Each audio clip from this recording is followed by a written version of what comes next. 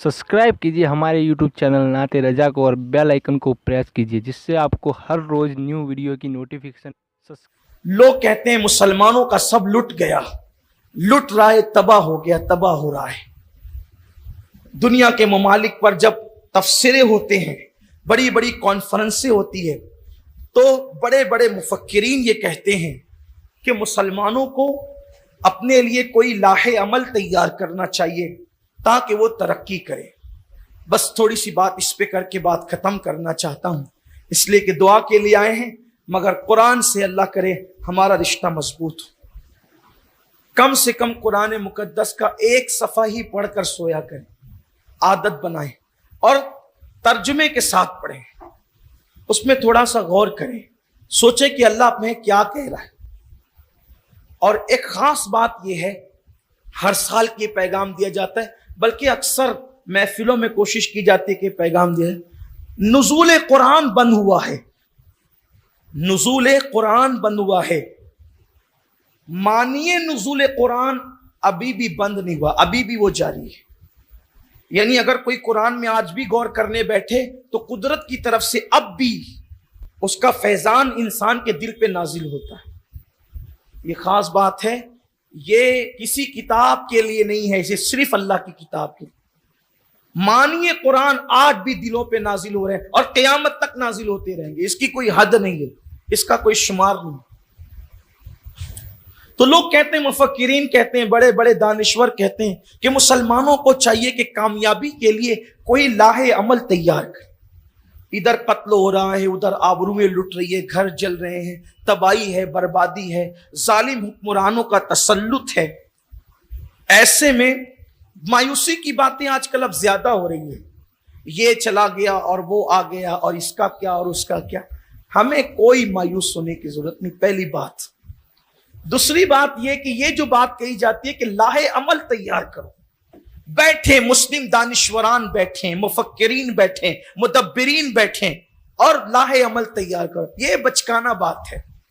मुसलमानों से कहा जाता है लाहे अमल तैयार करो, कोई लाहे अमल तैयार करने की जरूरत नहीं है, इसलिए कि लाहे अमल की जरूरत उस कौम को होती है जिसके पास लाहे अमल होता नहीं।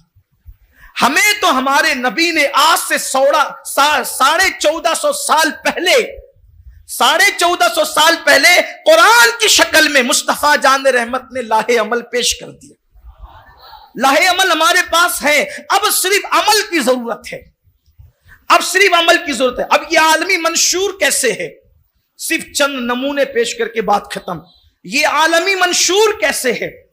मंशूर का मतलब, तरीक़ेकार का मतलब, कानून का मतलब कि कब आपको करना क्या है। इसलिए कि सब रोना रो रहे हैं, ये हो गया, ये हो गया, अरे करे क्या, करना क्या है, क्या करना है हमें। तो अब आइए जरा कुरान में चेक करते हैं, ये आलमी मंशूर हमें सियासत से लेकर रियासत तक, बाजार तक, गुलामी तक, इमामत तक, सियादत तक, क़ियादत तक, सिपा सालारी तक और नमाजों के निजाम से लेकर हज के निजाम तक क्या मंशूर अता कर रहा है। कसूर तो अपना ही है कि हमने नहीं पढ़ा। हर आदमी कहता है मेरे मौलाना की किताब पढ़ो, कोई ये क्यों नहीं कहता कि मौला की किताब पढ़ो। आप कहते हैं मौलाना की किताब पढ़ो, आप ये क्यों नहीं कहते कि मौला की किताब पढ़ो। हाँ, बस उस मौलाना की किताब पढ़ना है जो कुरान की सही तर्जुमानी कर रहा है, मुझे उसका इनकार नहीं है। जब किताब एक थी तो उम्मत भी एक थी, जब किताब एक थी उम्मत भी एक थी, किताबें बढ़ती गई, फिरके बढ़ते गए। तो क्यों ऐसा नहीं होता, सब आते कुरान की तरफ, सब आते अल्लाह की किताब की तरफ, या उन किताबों को पढ़ते जो कुरान की सही तर्जुमानी कर रही है। उम्मत को बांट दिया फिरकों में, क्यों नहीं बुलाते खुदा की किताब की तरफ। मुस्तफा जान रहमत ने तो अल्लाह की किताब की तरफ बुलाया था। हुजूर ने न रियासत की तरफ बुलाया था, न सियासत की तरफ बुलाया था, न बिरादरी की तरफ बुलाया था, न कबीले की तरफ बुलाया था, न खित्ते की तरफ बुलाया था।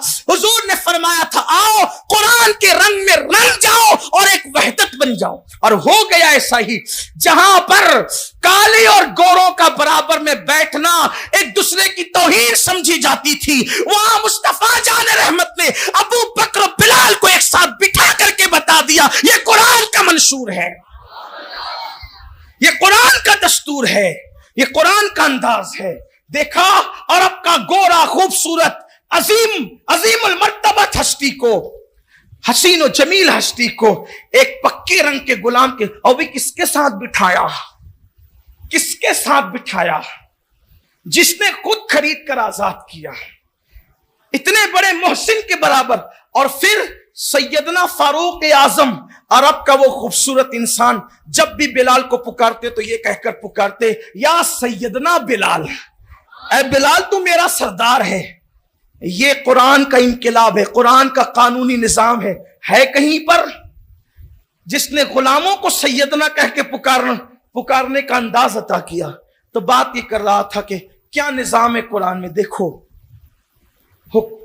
اس وقت تو حکمرانی بڑے ظالموں کی ہے دنیا بھر میں، کہاں ہے مجھے اس کا کوئی تفسیر نہیں، دنیا بھر میں ظلم ہے، جبر ہے۔ اب کرنا کیا ہے؟ جب ظالموں کی حکمرانی ہو تو قرآن کیا منشور عطا کرتا ہے۔ دیکھیے فرعون جیسا ظالم آج کون ہے؟ فرعون جس نے کہا کہ میں رب ہوں، انا ربکم الاعلی جیسی صدائیں ایسے بدبختوں نے جو ہے وہ کیا۔ اب فرعون جیسا ظالم، فرعون جیسا جابر، فرعون جیسا بدکار بدترین انسان، لیکن قدرت نے فرعون اور حضرت موسیٰ کا واقعہ بیان کیا، پھر بتایا کہ ایسا ظالم جو اپنی حکومت بچانے کے لیے بچوں کو قتل کر رہا تھا، ہم نے اسی کے گھر میں موسیٰ کی پرورش کی۔ کیوں؟ جس نے حکومت بچانے کے لیے اتنے، بلکہ موسیٰ کے قتل کے لیے اتنے بچے قتل کروائے کہ موسیٰ پیدا نہ ہو، اس کے گھر میں موسیٰ کی پرورش کیوں رہی علیہ السلام؟ بس بات اتنی ہے کہ موسیٰ نے ہم سے تعلق مضبوط کر لیا تھا۔ اگر تعلق موسیٰ کی طرح کسی کا مضبوط ہو جائے تو وقت کا فرعون آج بھی اس کو پالنے پر مجبور ہو جائے۔ جناب موسیٰ کی طرح چلے تعلق کوئی مضبوط تو نہیں کر سکتا، لیکن ان کے نقش قدم پر تو کوئی چل سکتا ہے۔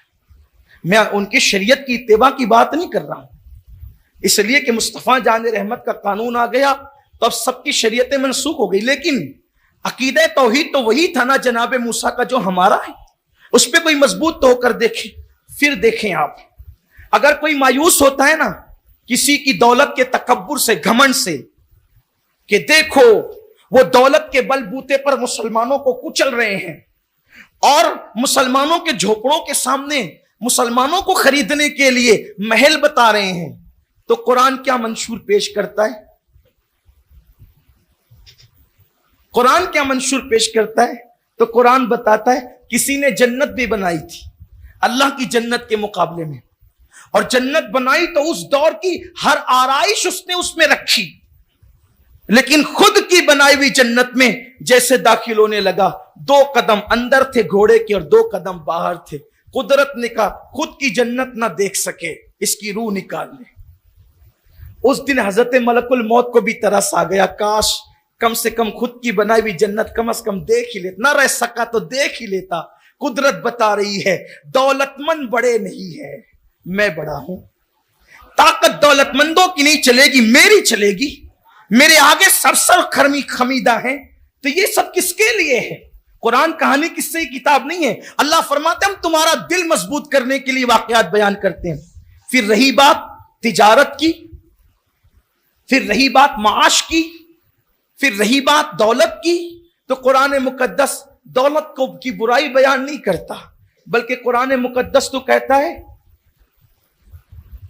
بڑے مزے میں قرآن مقدس کہتا ہے فَانْتَشِرُوا فِي الْأَرْضِ وَابْتَغُوا مِنْ فَضْلِ اللَّهِ، مسجدوں سے باہر نکلو، نماز کے بعد پھیل جاؤ اور اللہ کا فضل تلاش کرو۔ جس تجارت کو لوگوں نے دنیا داری کہہ کر تاجروں کے سر نیچے کر دیا، اس تجارت کو اللہ فضل اللہ کہتا ہے، اللہ کا فضل کہتا ہے۔